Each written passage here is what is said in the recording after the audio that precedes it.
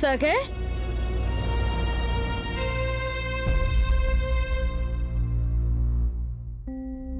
వచ్చావా నువ్వు? అందరిని ఏడిపించినది కడుపు నిండిందా? మీ నానమ్మ ఆవిడ సంగతి కూడా ఆలోచించలేదా నువ్వు? ఆవిడెంతో ప్రేమగా ఏర్పాట్లు చేశారు.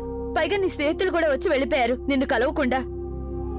నిజంగానే సాగర్, చాలా పెద్ద తప్పు చేసావు నువ్వు. నిజంగానే చాలా పెద్ద తప్పు చేసావు నువ్వు.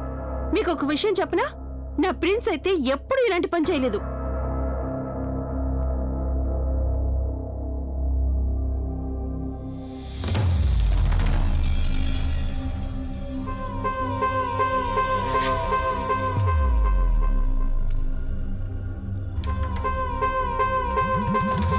ఇదిగో మాలతి, వచ్చిన అతిథులంతా వెళ్ళిపోయారుగా, ఇంకా ఈ సామాన్లన్నీ ఇక్కడే ఎందుకు పడున్నాయి? అన్ని తీసేసి బయటపడి.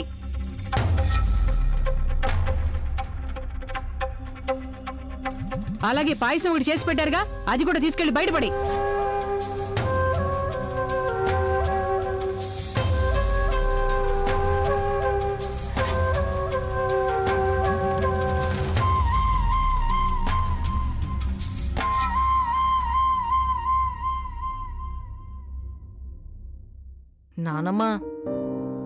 నానమ్మా, అంత పని చేయకు నానమ్మా. ఆ పాయసం కూడా పరిస్తే నేనేం తినను. మీ చేత్తో పాయసం తినడం అంటే నాకు చాలా ఇష్టం.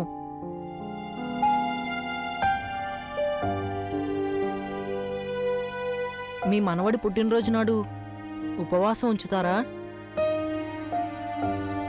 మాలతి, తొందరగా వెళ్ళి పాయసం తీసుకురా. సాగర్కి నేను తినిపిస్తాను. అలాగే.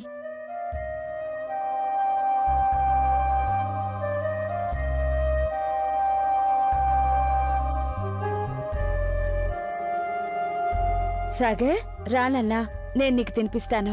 లేదు, నేను తినను. నానమ్మ చేత్తో తినిపిస్తేనే తింటాను.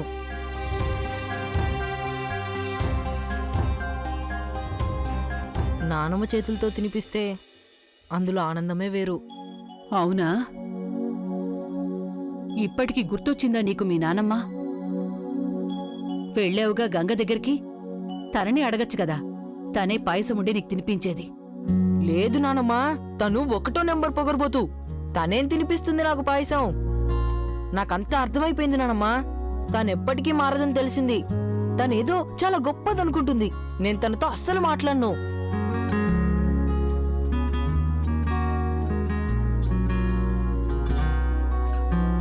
ఏదో నా తృప్తి కోసం అంటున్నావు కదా చిన్నా? లేదు నానమ్మా, అలాంటిదేం లేదు. నా మాటలన్నీ నమ్మండి నానమ్మ, ప్లీజ్ నన్ను నమ్మండి.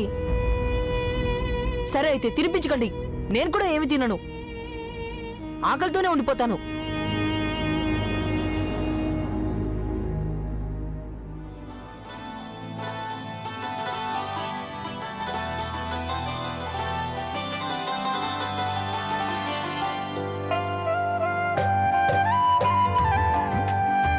కోపగించుకుంటే ఎలా చిన్నా?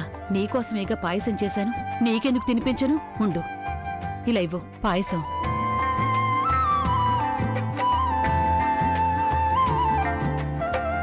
వెళ్ళి కోడలా, హారతి పళ్ళెం తీసుకురా. అలాగే అత్తయ్య. నేను మా చిన్నాకి తన పుట్టినరోజు నాడు పొట్టైనా పెట్టాలిగా. అమ్మగారు, మీ మనసు వెన్న పూసలాంటిది. చిన్న ఏదో 2 మాటలు చెప్పేసరికి కరిగిపోయింది. థ్యాంక్ యూ నానమ్మా. అలాగే సర్ప్రైజ్కి కూడా థ్యాంక్ యూ. నేను లేకపోతే మాత్రమే మీరు నా కోసం ఇన్ని ఏర్పాట్లు చేశారుగా.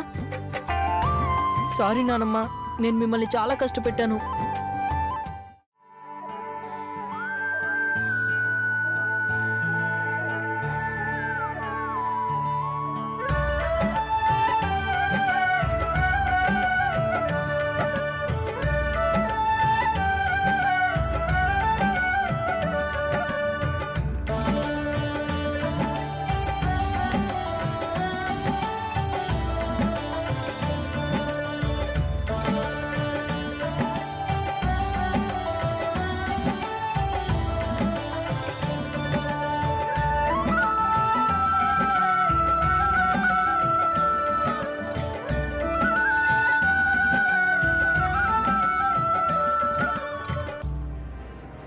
నువ్వు చాలా తెలివైన దానివి అనుకుంటున్నావు కదా గంగా.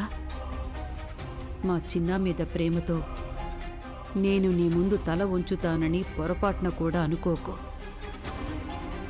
ఇక నువ్వు ఎన్నడూ నా ఇంట్లో అడుగు పెట్టలేవు. చూస్తావుగా.